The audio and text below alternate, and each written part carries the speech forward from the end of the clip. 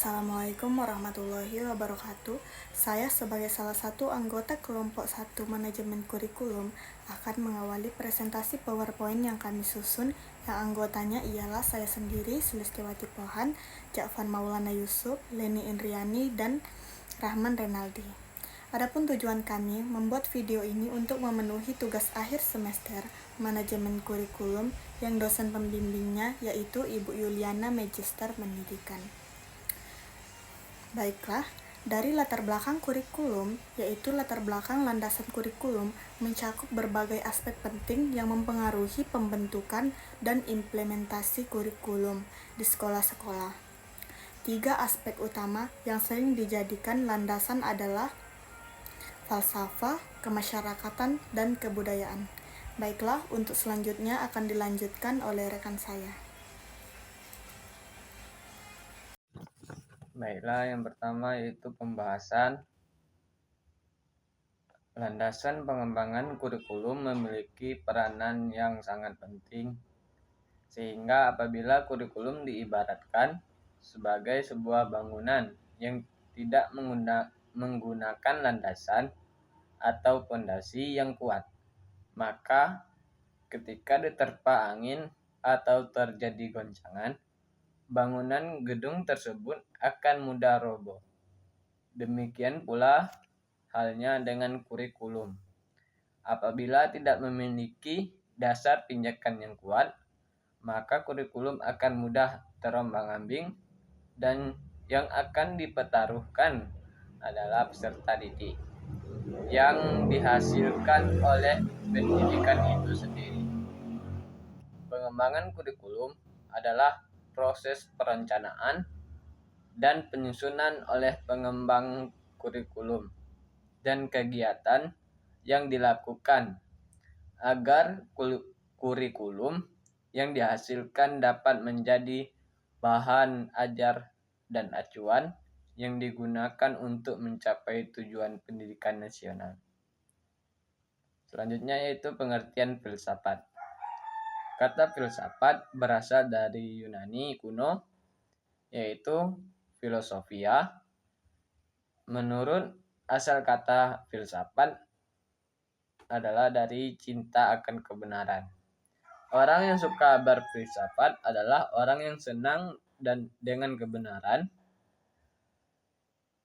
Filsafat juga adalah orang yang cinta akan kebenaran, berusaha untuk mendapatkannya, memusatkan perhatian padanya, dan menciptakan sikap positif terhadapnya. Yaitu bentuk-bentuk filsafat. Ada beberapa bentuk filsafat yang akan saya sebutkan pada kesempatan kali ini, yaitu berikut beberapa bentuk filsafat. Yang pertama yaitu adalah bentuk metafisika. Metafisika adalah filsafat yang membahas tentang segala yang ada di alam itu. Dan yang kedua yaitu epistemologi, yaitu bentuk filsafat yang membahas suatu kebenaran. Selanjutnya untuk filsafat yang ketiga yaitu aksiologi. Aksiologi adalah bentuk filsafat yang membahas tentang nilai filsafat yang merupakan sumber dari berbagai ilmu pengetahuan. Selanjutnya yaitu bentuk filsafat yang terakhir yaitu humanologi filsafat. Humanologi filsafat membahas berbagai masalah yang dihadapi manusia, termasuk juga tentang masalah-masalah pendidikan, dan filsafat juga merupakan aplikasi dari pemikiran filosof untuk memecahkan masalah-masalah pendidikan. Memasuki materi yang kedua yaitu manfaat filsafat pendidikan. Yang pertama, filsafat pendidikan dapat menentukan arah dibawa kemana anak-anak melalui pendidikan sekolah. Sekolah ialah suatu lembaga yang didirikan untuk mendidik anak-anak ke arah yang dicita-citakan masyarakat, bangsa, dan negara.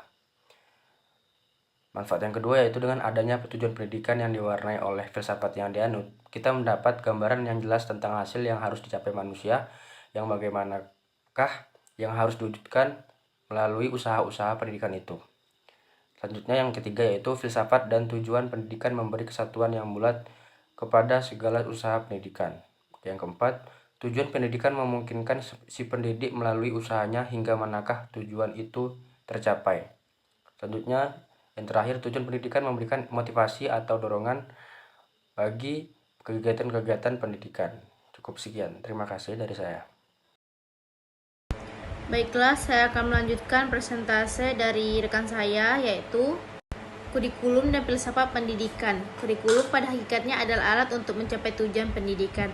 Karena tujuan pendidikan sangat dipengaruhi oleh filsafat atau pandangan hidup suatu bangsa.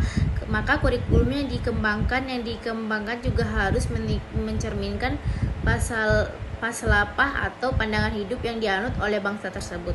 Oleh karena itu, terdapat hubungannya sangat erat antara kurikulum pendidikan di suatu negara dengan filsafat negara yang dianutnya. Sebagai contoh, pada waktu bangsa Indonesia dijajah oleh Belanda, maka kurikulum yang dianut pada masa itu sangat berorientasi pada kepentingan politik Belanda. Demikian pula pada saat negara kita dijajah Jepang, maka orientasi kurikulum yang disesuaikan dengan kepentingan dan sistem nilai yang dianut oleh negara matahari tersebut.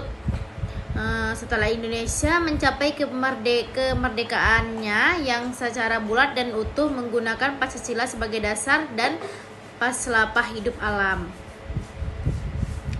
Dalam bermasyarakat, berbangsa dan bernegara, maka kurikulum pendidikan pun disesuaikan dengan nilai-nilai Pancasila itu sendiri.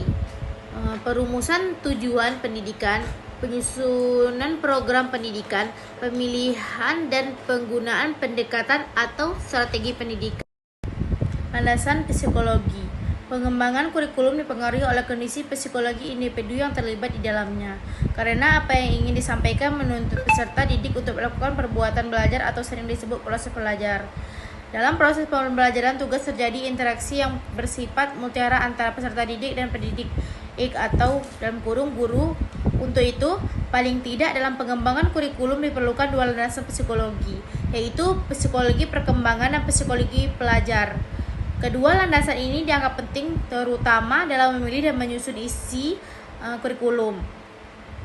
Proses pembelajaran dan hasil belajar yang diinginkan.